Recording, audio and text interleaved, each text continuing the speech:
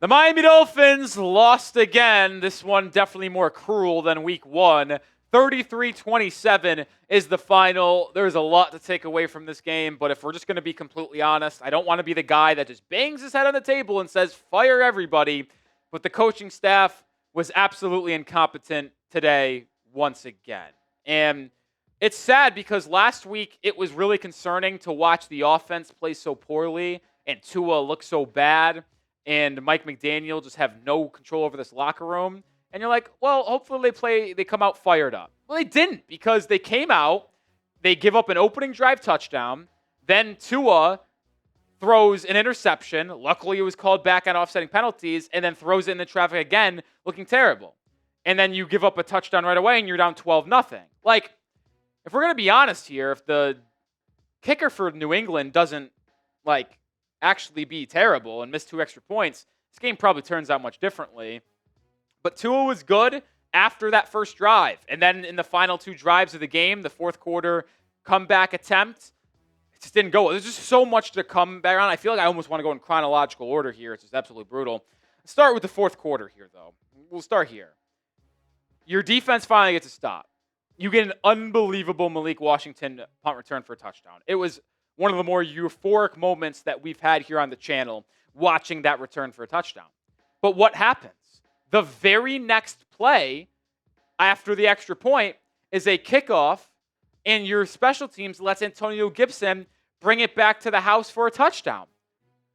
That's coaching. And I know you can say, all right, coaching, you bring one back for a tutty.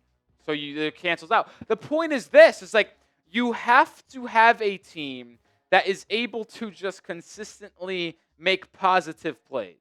But with Miami, it feels like it's 1 step forward and 5 steps back. That's what it feels like. Every time you have something good happen, something bad follows. And it's that unbelievable kick return for a touchdown by Antonio Gibson right after you take the lead with that Malik Washington touchdown.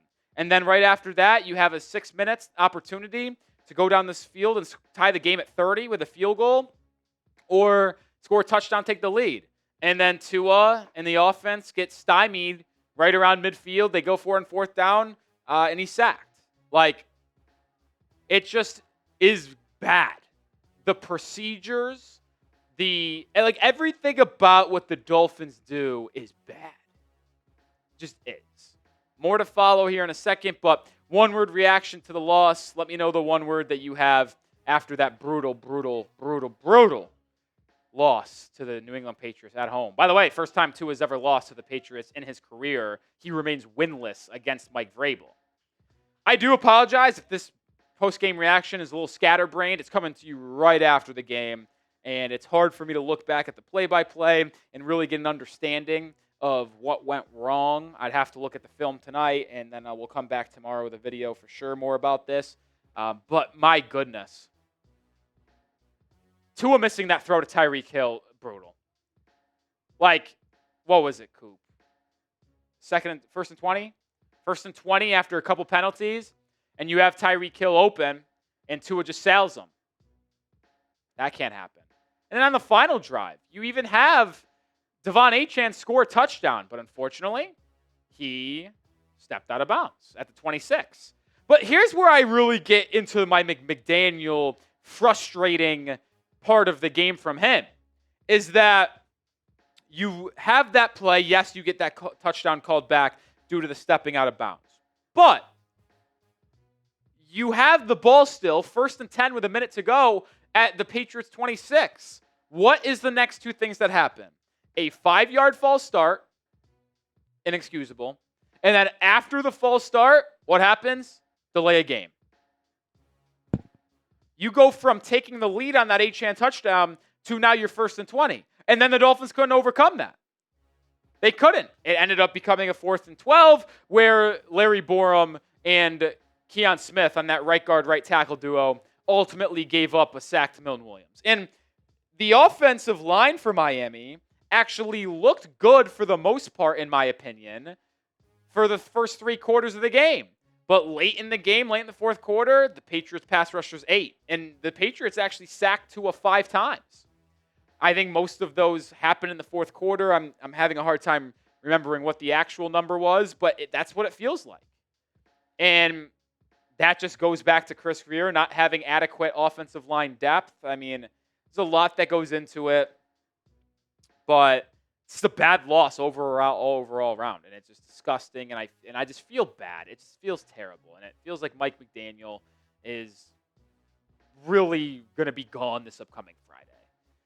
We did cross 74,000 subscribers during this game. Appreciate everybody who joined our live show. Listen, the Dolphins are bad, but we're not going anywhere. We'll be live tomorrow. We'll be having a video out later tonight, and we'll be live on Thursday for Dolphins Bills Thursday Night Football. So subscribe and join the channel today. As we continue to talk about the offense here, we're going to get to the defense here in a second, but I'll wrap up with the offense. Tyreek looked really good today, and we'll be honest, Tyreek looked good on film against the Colts, and Tua just missed them. And that was the case. Tua missed him on one throw today, but Tyreek was dominant. Tyreek should have a touchdown this game. Tua underthrew him by about 30 yards to start the second half, wide open, 15 yards behind the defense. So that is another area where it's like, Tua, why do you have the weakest arm in football? Like in Miami, what are we doing here? But the point is why I wanted to bring up Tyreek Hill real quickly is because obviously there's a lot of trade rumors surrounding Tyreek Hill. And I said with the Dolphins losing this Sunday, and I said this a couple days ago, that he will almost be guaranteed to be traded because the Dolphins will be a losing football team. And if they're a losing football team by the trade deadline, you should trade Tyreek Hill since this is, without a question, the last year that he's playing for the Dolphins due to that contract situation. So, yeah, I do fully believe that with the Dolphins' struggles, he is going to be traded at the trade deadline. It just is all dependent on that legal situation, if that gets cleared up. But we're talking defense and injuries here in a second. But take advantage of the rivalry collection being on sale. Go to chatsports.com/Dolphins rivalry. I know a lot of people probably might not want to buy that right now, but they've got great jerseys, hats, hoodies, polos. Chatsports.com/Dolphins rivalry is the link. It's in the description and comments of today's video. Go grab your stuff today. All right, the defense obviously is going to be headlined by Chop Robinson, who left this game in the fourth quarter with what is expected to be a knee injury. Now, he did have a sack in this game, and then on 3rd and 26, right before that Malik Washington punt return touchdown, Chop got chop blocked by Morgan Moses on that O-line, and when he got hit, his knee kind of got planted in the ground, and the knee bent inward a little bit. So I'm not encouraged about that. Now, we'll have more information on that in the next coming days. So, like I said, make sure you subscribe, and we'll keep you updated. But Chop Robinson, the young pass rusher from Miami, could potentially have a big game, and that's a big injury, and that's not good. Bradley Chubb had a big play defensively, got a sack. I'll say this, and this is where I want to talk about the defense. The play calling defensively of Anthony Weaver was honestly flat out embarrassing. We said it after week one. The amount of times that Anthony Weaver has dropped either Bradley Chubb or Jalen Phillips in the coverage, it's an embarrassment. It is. Those are two of your best, if not your two best pass rushers. Those are your two. And you're letting them drop into coverage because you want to bring an overload to one side of the offensive line. You sacked Drake May 3 times today, but I feel as if you didn't generate that much pressure. I'll have to see what the pressure rate was. I can't wait to see what the blitz percentage was, but I just don't think that the Dolphins' pass rush really made that big of a difference in this game. They had a couple plays, but for the consistent part, I didn't feel like Drake May was under pressure a ton. And in this secondary is bad, man. The Dolphins' defense got 2 stops today. They forced 2 punts. 1 in the 4th, 1 in the 3rd. And guess what happened? You had a punt return touchdown, and you scored a touchdown. I scored a field goal, after the other punt. So, every time you got a stop, you were able to score. The problem is your defense can't get a stop. Like, I tweeted this out multiple times during the game. I legitimately think this is the worst defense I have maybe ever seen. The Dolphins' defense gave up 7 scores on 7 drives last week. The Patriots had 1, 2, 3, 4, 5, 6, 7 real drives today. They won 5 of 7. Scored 27 points. You can blame Chris Greer for creating this defensive personnel, which isn't good. You can blame Anthony Weaver. There's a lot of blame to go around. And the truth is, this is the real truth. There isn't one person who deserves it. It's the whole collective unit. Mike McDaniel deserves blame. Chris Greer deserves blame. Anthony Weaver deserves blame. There's a lot of blame to go around. A lot.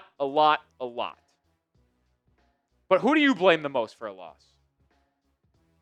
Who is the person that you blame the most for this loss? Get down in the comments and let me know.